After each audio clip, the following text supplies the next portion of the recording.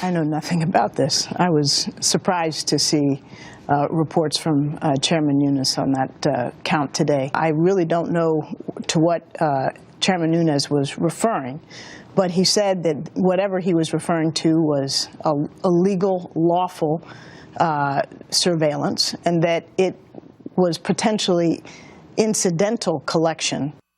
Yeah, she didn't know anything about it. But remember when she did make the rounds on the Sunday news shows blaming the Benghazi attack on a YouTube video? The liberal media right now not reporting on any of that. I mean, there are some credibility issues at stake here, clearly, with Ms. Rice. Fox News contributor Steve Cortes joins me, along with former chairman of the Democratic Party in D.C., Scott Bolden. Good to have you both here. I'm going to start with you, Mr. Cortes. You heard Karl Rove's thoughts on all of this. You know, I just want to ask you, I mean, if the NSA and the CIA aren't calling for the unmasking of this individual's name, why would Susan Rice? Right. Well, and I think the only logical answer to that question is she was doing it for political reasons. And, you know, speaking of Mr. Rove, could you imagine if the Bush administration had been surveilling and unmasking individuals in the Obama transition? We would still be hearing about it today. I mean, we'd be hearing about it today. And we would never hear the end of that one, Steve. And there would be people in prison very likely. So, look, this strains all credibility. I think she has to go and testify under oath. And by the way, I would also add, I thought it was disgraceful over the last couple of days that a lot of mainstream media people, MSNBC, CNN, tried to play the race card here. And it's what the left often does. When it can't defend itself on facts or ideology, they throw out racism, sexism. And I sent a tweet out about this. I said, if you think that Republicans are so racist and sexist, we would never then, I guess, put a black woman named Rice in that national security. I can tell you, it's a good thing you're Fox a contributor, so you're not going on MSNBC. They'd be pretty upset to hear all that, but you're indeed right. And we have, we're going to talk actually later to Brent Bazell from the Media Research Center, and we will share with you some of those clips that Steve is referencing, where you get the liberal media out there attacking this narrative, and yet, you know, let's be honest, if the narratives were switched, they'd be already primed in position, Scott, to go after Trump. In other words, you know, and I realize where you're coming from on all this, but if you put that aside for a minute, are we losing sight of fairness here in that so many people, media included, just despise Donald Trump?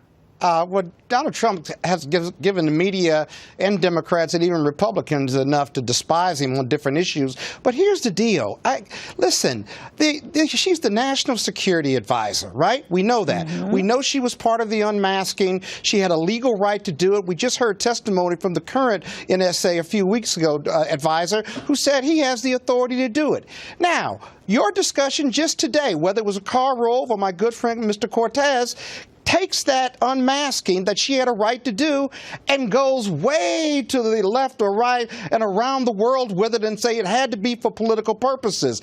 The bottom line here is that why were Trump operatives communicating with Russian operatives and the CIA and NSA? Okay. And if that's the real true, issue. then they've got to answer those questions. And the rest of this is a distraction. But you heard Stop what Karl the distractions. said. No. You heard what Karl said. He said there's no reason for the White House to feel that they needed to unmask those names when the NSA and the CIA and people very high up in the intelligence community did not feel that it was necessary to do so. So why does Susan Rice feel that way? Wait. We don't know that, first of all. Second of all, Karl Rove, with all due respect, has never been part of the NSA, the CIA, or the FBI. Very well-respected Republican. But here's the deal. Gosh, there are a lot of facts out here that we don't know. Actually happening? No.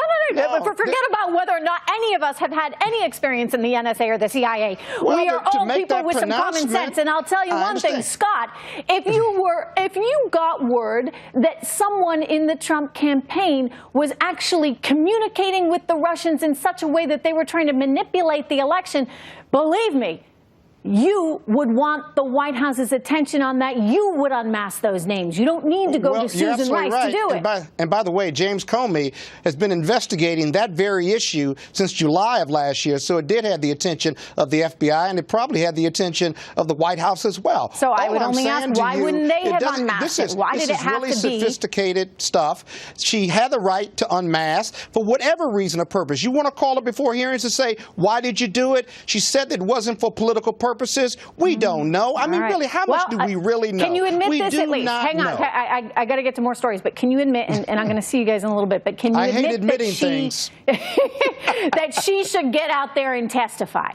I think she has to explain herself. I think if she is called in for an interview or even testimony, I'm sure she'll be well prepared. But I got to tell you, I think this is a distraction, and there won't be anything to this because she knows better. And regardless of what you think about her, she was very well respected as a national security advisor. All right. Well, you are in agreement with many on MSNBC, and we're going to share again, as I said, those clips for you all. I love Fox too, though. Good, good. We love you as well. Steve, Scott, good to see you guys. Thanks so much.